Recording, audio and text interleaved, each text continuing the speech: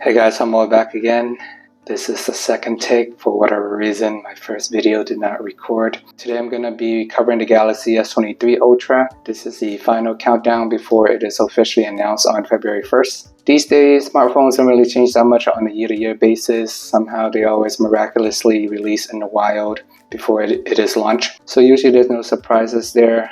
There's always a bunch of leaks, unboxing, and by the time the phone is formally announced, everything is pretty much known at that point. Design-wise, it looks exactly the same as the Galaxy S22 Ultra. The biggest change you actually do see is the two smaller models look similar to the Ultra model. In the Galaxy S22, you see the little bar wrapped around the camera area. This year it is gone, which I'm fine with it. When I was using the Galaxy S22, that camera area was so sharp that it kept jabbing me every time my finger grazed it, so I don't mind them getting rid of it. This year the lens looked a little bit smaller on all the models as well, which is nice to see. Apple led the way with the large camera hump in the back, and things got out of control over the last few years. It's nice to see that the S23 Ultra slimmed down a little bit. It's also lighter as well, which is nice to see. With these phones being so large, any weight that they shave off is going to be helpful just to handle on a day-to-day basis if you use it with one hand. Since there are not a lot of physical changes that you can see on the phone, they do have to focus more on the software. Video portrait is going to see an upgrade. It's going to have 4K 30 frames per second.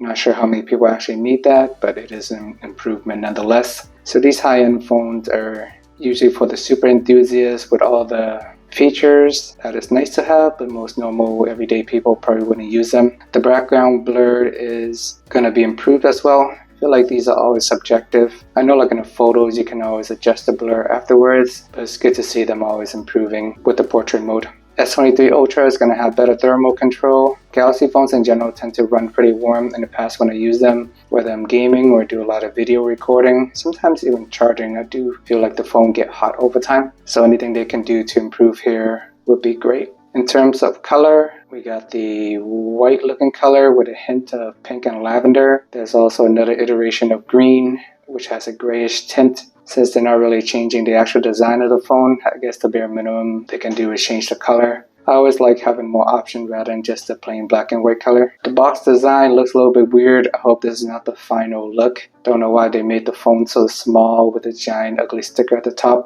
Who knows, this may not be the final box when they actually ship, but these are the one leaked in the wild. Got hit a box from the Galaxy S21. Remember the S22 looks similar as well. But just a nice clean design, big S in the middle, 21 in the background. Looks pretty nice and cool.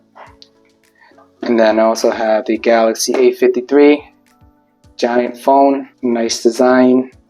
Don't know why they made the S23 Ultra so small in the front of the box. But hey, if we're complaining about boxes, there's worse things in the world than a terrible box design, right? Not like you're going to be using it every day. So let's switch gear and focus on the phone itself. Selfie camera is going to be improved. Here are some examples with comparisons with the Pixel, which offer one of the best smartphone cameras in the market, and Samsung does still go toe-to-toe with them. We're going to see night photo improvements as well. And finally, Galaxy S23 Ultra is going to have the 200 megapixel camera. We'll see how that performs in real life. Big numbers don't always translate to great photos, just like 100x zoom and all that. It's more of a bragging rights, but in terms of usability, I don't think it's that helpful. But really look forward to using this phone. Thanks for watching, guys. Please like and subscribe if you want to see more contents like these, and see you guys in the next video.